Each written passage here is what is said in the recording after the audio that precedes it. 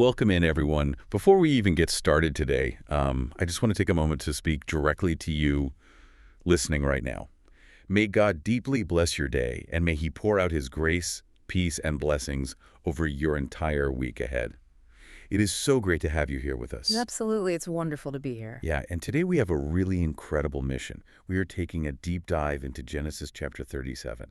Now, if you're at all familiar with the historical or biblical text, you probably know this as the classic story of Joseph and his brothers. Right, the Sunday school classic. Exactly. But we are tossing out that basic, sanitized children's story version today.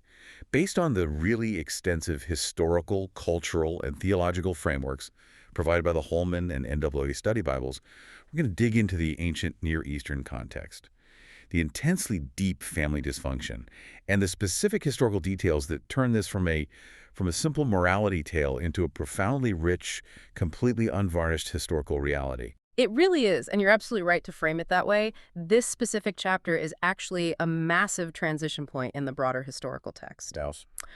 Well, if you look at the narrative flow leading up to this point, the story definitively shifts away from the lineage of Esau, who had settled in the region of Seir.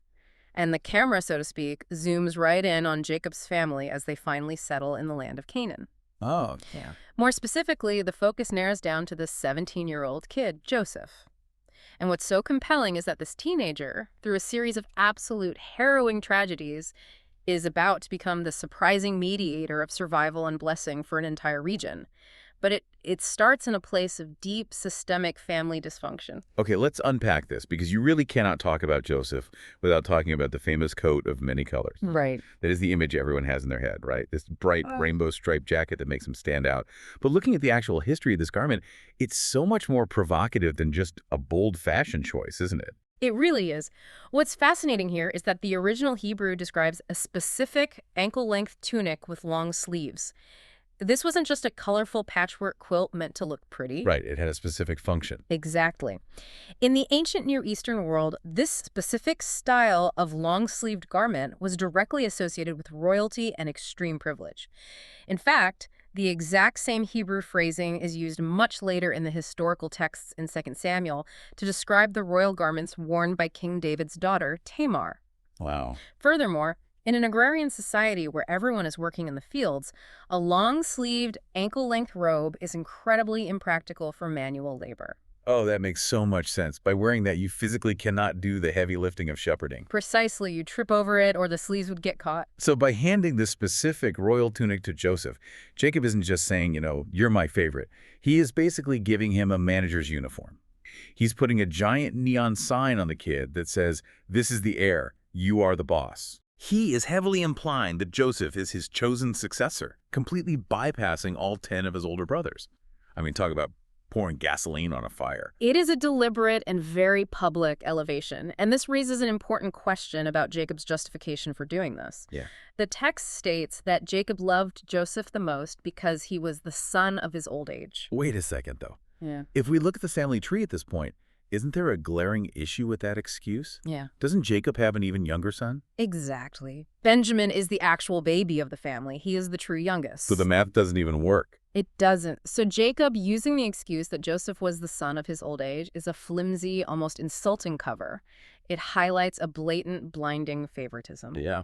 Jacob is choosing to elevate the firstborn son of his favorite deceased wife, Rachel, and he simply doesn't seem to care how the rest of the family, the sons of Leah and the handmaids, feels about it. He is actively participating in the fracturing of his own household. And the brothers definitely feel it. The text notes they hated him so much they couldn't even speak peacefully to him. It was a visceral, daily hostility. Yes. And then, as if the royal robe wasn't enough, Joseph starts having these dreams. We all know the basic imagery. First, the agricultural dream, where they are out in the field binding sheaves of wheat, and his brother's sheaves suddenly gather around and bow down to his sheaf. Right. Then he has the cosmic dream, where the sun, the moon, and 11 stars all bow down to him. What is blowing my mind today is the cultural weight of what, declaring a dream like that actually meant to his brothers. If we connect this to the bigger picture of the ancient Near East, we have to understand that dreams were not viewed the way we view them today.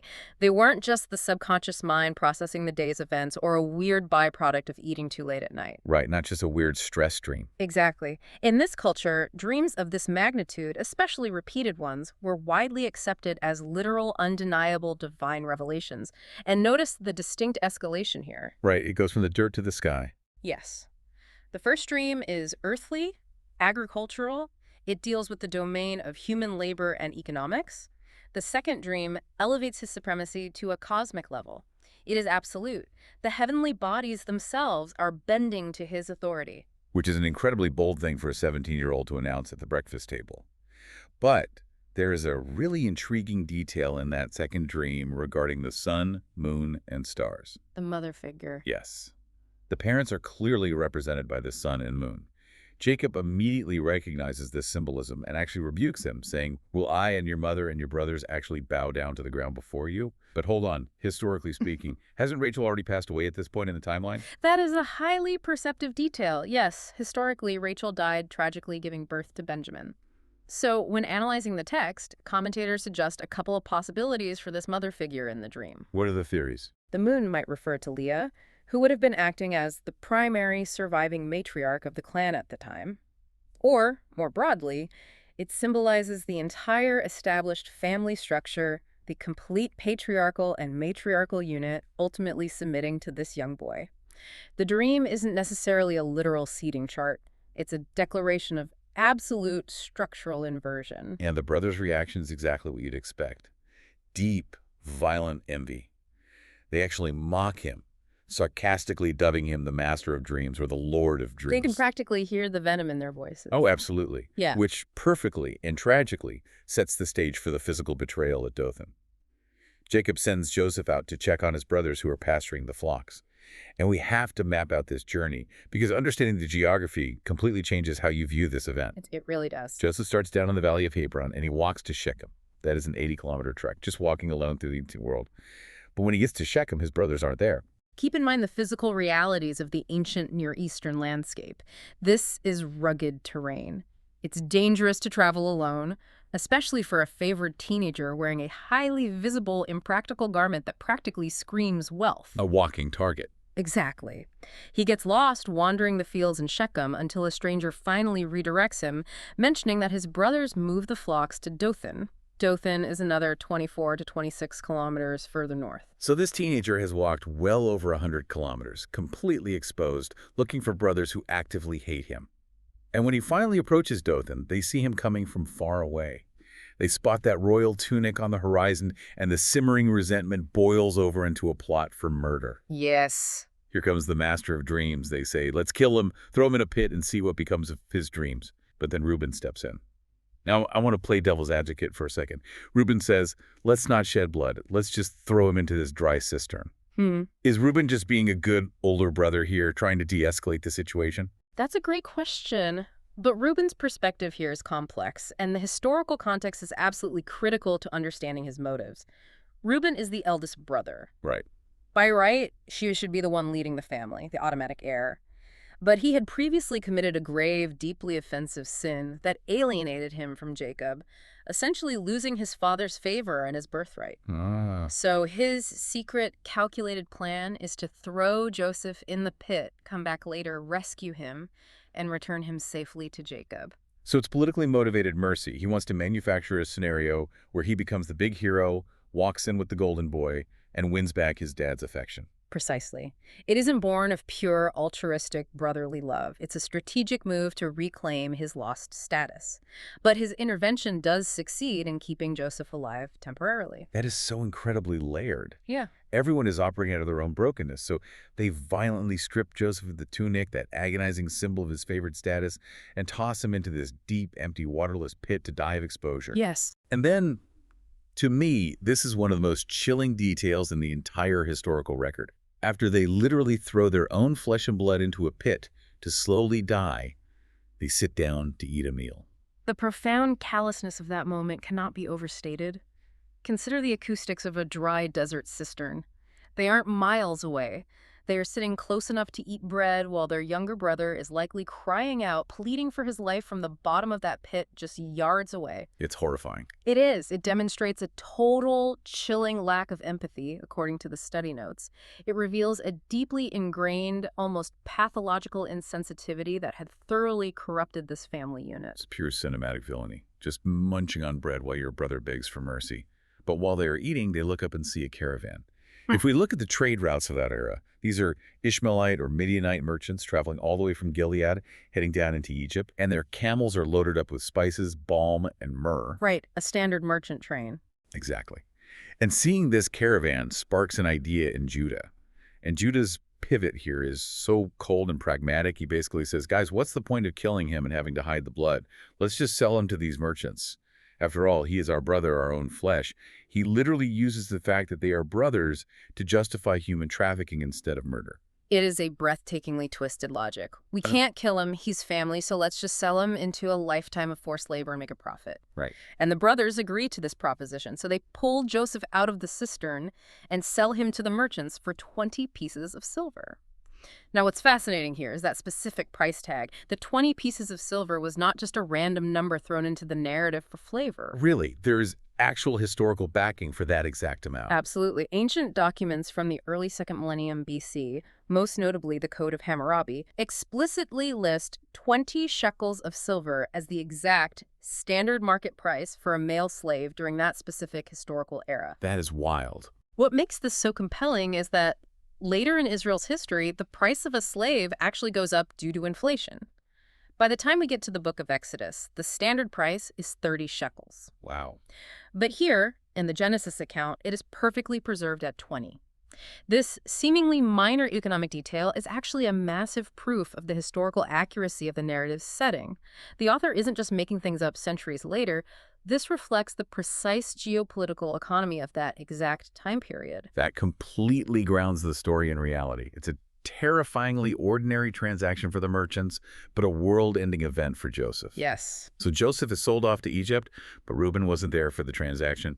He comes back to the cistern later to execute his big hero rescue plan, and the pit is empty.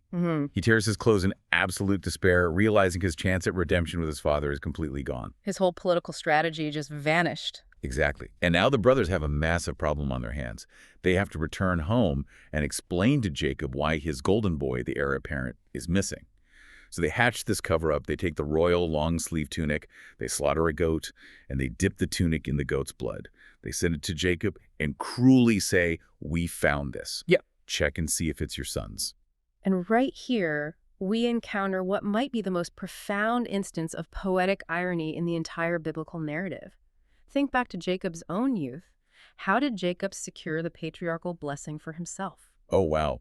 He deceived his blind father, Isaac. Exactly. He deceived his father by taking the skins of a goat and putting them on his hands and neck so he would feel like his hairy older brother Esau. Jacob used a slaughtered goat to deceive his father and steal the family blessing. Oh, man. Now, decades later, the sins of his past have come full circle. Jacob is being completely devastated and deceived by his own sons, who are using the blood of a slaughtered goat to fake the death of the favored son. That is absolutely staggering. The master deceiver gets violently deceived using the exact same animal. The generational trauma and the consequences of those deceptive actions are just echoing through time, tearing the family apart from the inside. It's tragic. And it breaks Jacob completely. The text says he tears his clothes, puts on sackcloth, and completely refuses to be comforted by his family, the very people who are secretly responsible for his pain. He declares, I will go down to Sheol mourning for my son. Yes, and that word Sheol is an important concept to clarify for our modern understanding. In the ancient Near Eastern conception, Sheol wasn't hell in the way modern pop culture imagines it, with fire and brimstone. Right. It was simply the realm of the dead, the grave, the shadowy place where all souls went after life ceased. Jacob is essentially saying, my life is over, the grief is permanent, I will mourn this boy every single day until the grave finally takes me too. He is entirely consumed by a hopeless despair. So we have a family utterly shattered by deception, grief, and their own toxic dynamics back in Canaan. Meanwhile, the narrative camera cuts back to Joseph. He's been dragged all the way to Egypt by this caravan, and he is sold to an Egyptian man named Potiphar. Now, the historical context sheds some vital light on Potiphar's job title that I think most people gloss over. It's a crucial piece of the puzzle that sets up everything that follows. Potiphar is specifically identified as the captain of Pharaoh's guard. Why does that matter? Because structurally, within the Egyptian hierarchy, the captain of the guard was the official who controlled the king's prison. Oh, wow. By being sold to this exact man, Joseph isn't just disappearing into the vastness of the Egyptian slave trade, he is being strategically positioned. He is being placed in the precise household that will eventually give him direct access to the royal prisoners. Which is the exact stepping stone he needs to interpret the dreams of the cupbearer and the baker, which eventually gets him in front of Pharaoh himself. It is just incredible. And looking at the timeline provided in our historical sources, it really puts the sheer scale of this narrative into perspective. It does. Joseph is 17 years old when he is thrown into that dry cistern and sold for 20 pieces of silver. But it's not a quick turnaround. This isn't a bad weekend. He doesn't interpret Pharaoh's dreams and rise to power until he's 30 years old. He spends 13 years, over a decade in slavery, facing false accusations and rotting in a foreign prison, experiencing this grueling, multi-layered process before he is finally elevated to a position where he can save the entire region from famine. It requires a profound patience from the reader, and certainly an unimaginable endurance from Joseph. It's a stark reminder that historical and divine orchestration often moves on a timeline that spans decades, weaving through the darkest and most painful human betrayals, the deepest pits, and the most corrupt family dynamics to achieve its ultimate end. So what does this all mean for us today? I want you, the listener, to really reflect on this as you go about your week. Look at how uncovering these ancient cultural details completely transforms the text. Understanding the specific royal implication of a long-sleeved tunic, realizing that 20 shekels was the exact, verifiable ancient price of a slave in the 2nd millennium BC, and mapping out a grueling 100-kilometer trek through rugged terrain, it completely transforms this from a flat, simple children's story into a deeply complex, incredibly rich historical reality. It's a story full of deeply flawed, broken humans making terrible decisions, yet somehow operating under this magnificent unseen orchestration.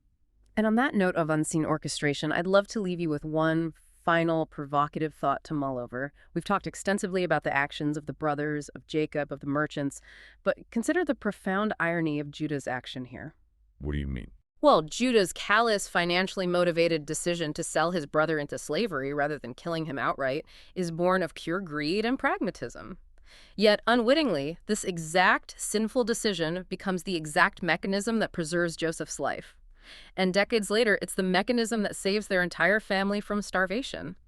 It forces us to consider that sometimes the most profound orchestration happens entirely behind the scenes, using the very flaws of humanity to bring about deliverance. That is just a phenomenal perspective to walk away with. It really makes you look at the difficult, chaotic moments in your own life from a completely different vantage point. Well, that brings us to the end of our deep dive today. Thank you so much for exploring this rich history with us and for taking the time to uncover the layers beneath the text. May God bless you and all our listeners. Have a wonderful, thoughtful week, and we will catch you on the next one.